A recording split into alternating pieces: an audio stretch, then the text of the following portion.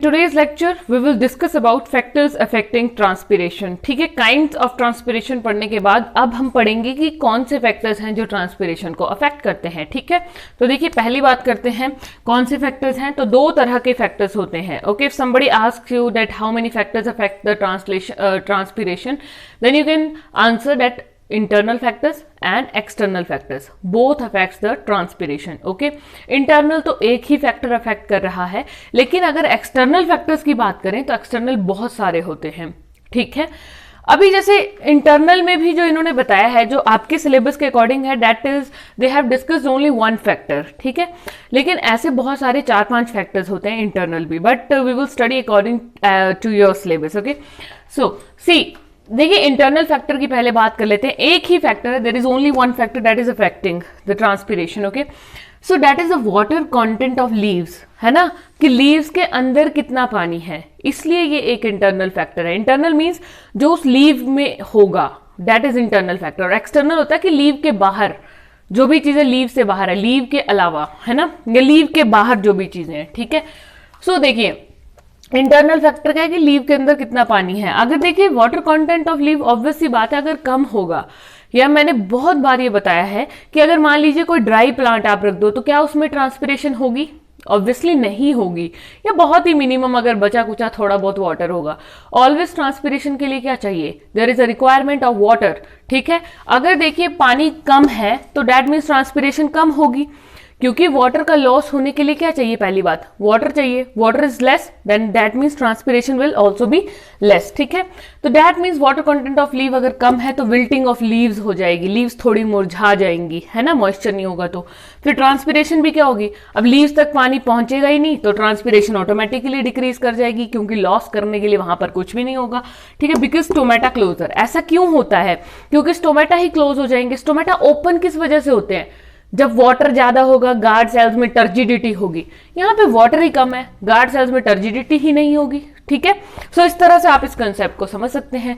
External factors की बात करें तो एक्सटर्नल फैक्टर्स को मैंने बहुत ही शॉर्ट टर्म में आपको समझाने की कोशिश करी है. ठीक है, देखिए इसमें आपने क्या करना है, बहुत ज्यादा डिटेल में जाने की जरूरत नहीं है, ये कंफ्यूज भी नहीं होना है, बहुत सिंपल वे में समझाऊंगी. ठीक है, एक्सटर्नल फैक्टर्स में हम पढ़ेंगे कि ट्रांसपिरेशन बढ़ती कैसे है. आपने एक चीज माइंड में रखनी है, और अगर इस सीक्वेंस को याद कर लो तो that will be much better. Okay, इसको याद करने का फायदा ये है, अभी बताती हूं क्या फायदा है.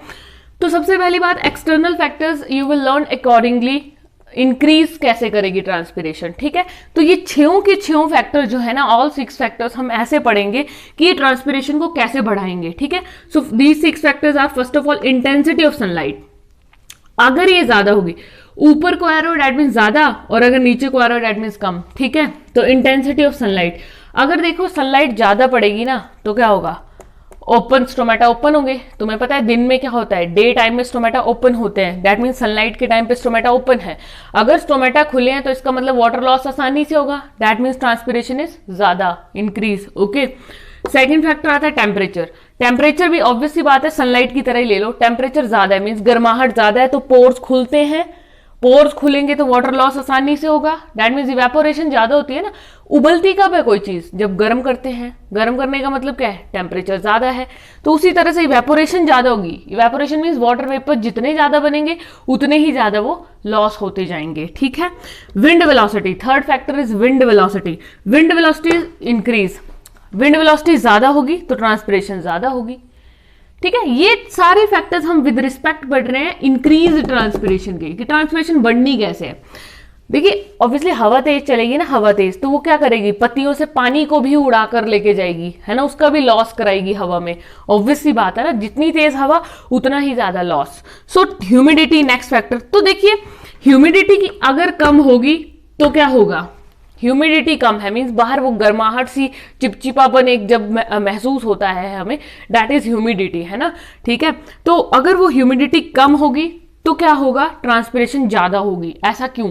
क्योंकि ह्यूमिडिटी कम है तो डिफ्यूजन आसानी से होगा. देखो ना, ह्यूमिडिटी अगर ज्यादा होगी, मान लो चिपचिपापन बहुत ज्यादा हो गया एटमॉस्फेयर में, है ना, बहुत ज्यादा ह्यूमिड एटमॉस्फेयर है. ठीक है, गर्मी बहुत ज्यादा होगी, है ना, तो मीन्स वाटर वेपर कंटेंट ज्यादा होगा एटमॉस्फेयर में, उसको जरूरत ही नहीं होगी, तो इसलिए ऑटोमेटिकली ट्रांसपिरेशन क्या होगी? कम होगी. ठीक है, तो ह्यूमिडिटी कम होगी तो डिफ्यूजन क्या होगा, ज्यादा होगा। डिफ्यूजन ज्यादा होने का मतलब क्या है, ट्रांसपिरेशन ज्यादा होगी। डिफ्यूजन मतलब क्या है कि पत्तियों से एटमॉस्फेयर में पानी जाएगा, है ना, तो ज्यादा जाएगा अगर ह्यूमिडिटी कम होगी तो।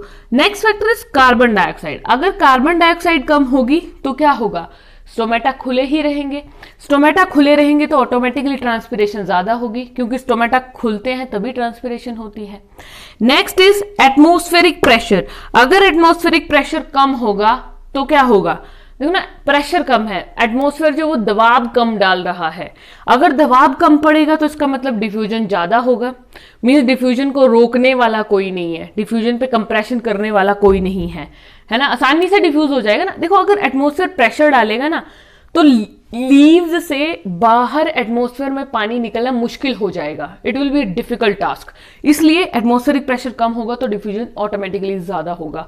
ठीक है, तो ये जो 3 फैक्टर्स हैं, दीज 3 फैक्टर्स, ये क्या कर रहे हैं, अगर ये कम होंगे, humidity, carbon dioxide, atmosphere pressure, ये तीनों कम होंगे तो ट्रांसपिरेशन ज्यादा होगी। वैसे ही अगर ये तीनों ऊपर के, intensity of sunlight, temperature, wind velocity ज्यादा होंगे तो ट्रांसपिरेशन ज्यादा होगी। These 3 factors are directly proportional to the rate of transpiration and these 3 factors are inversely proportional to the rate of transpiration. So इस तरह से कुछ इंटरनल और एक्सटर्नल फैक्टर्स जो हैं वो ट्रांसपिरेशन को अफेक्ट करते हैं। ओके